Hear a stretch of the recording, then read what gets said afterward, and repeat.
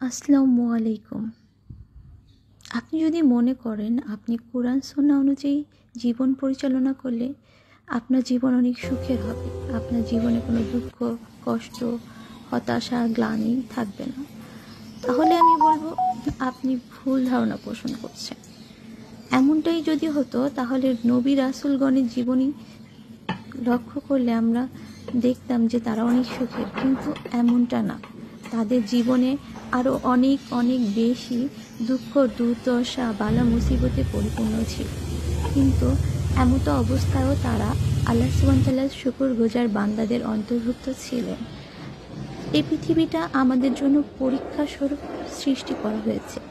এখানে আমরা অল্প সময় অবস্থান করব, কিন্তু আমরা বিভিন্ন ধরনের পরীক্ষার সম্মুখীন হব, যেটা দুঃখ, দুর্দশা, হতাশা, না পাওয়ার বেদনা, হারানোর বেদনা।